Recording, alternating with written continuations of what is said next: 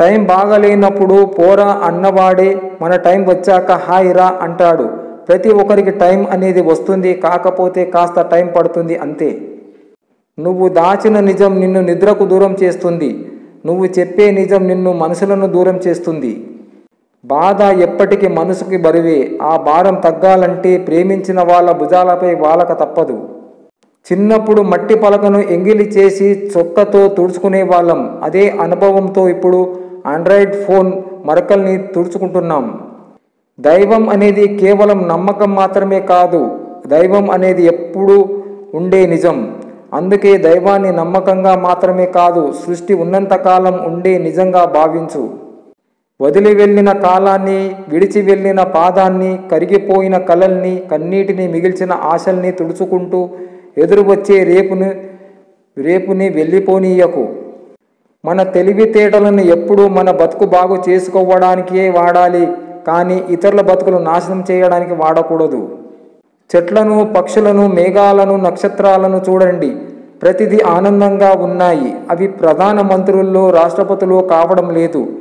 అవి ధనవంతులు అవ్వడం లేదు. వాటికి ఏ బ్యాంకులో డబ్బులు లేవు. కానీ అవి ఎంత ఆనందంగా ఉన్నాయో ఊహించడానికే సాధ్యం కాదు.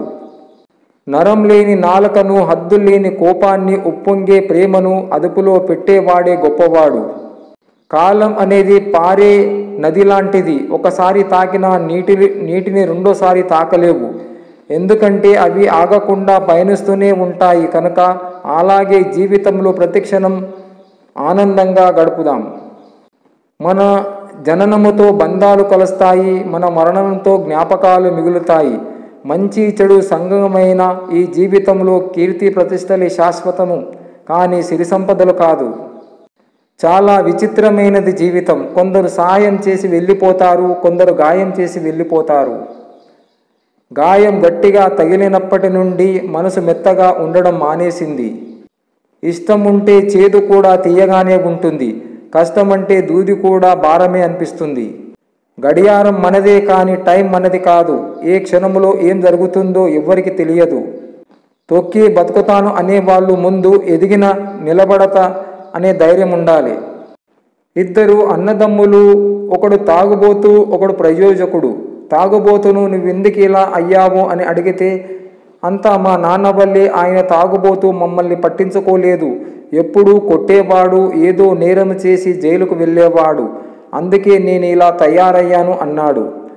ప్రయోజకుని నువ్వెందుకు ఇలా అయ్యావు అని అడిగితే, మా నాన్న వల్లే, ఆయన తాగుబోతూ మమ్మల్ని పట్టించుకోలేదు, ఎప్పుడూ కొట్టేవాడు, ఏదో నేరం చేసి జైలుకు వెళ్ళేవాడు, అమ్మని కూడా కొట్టేవాడు.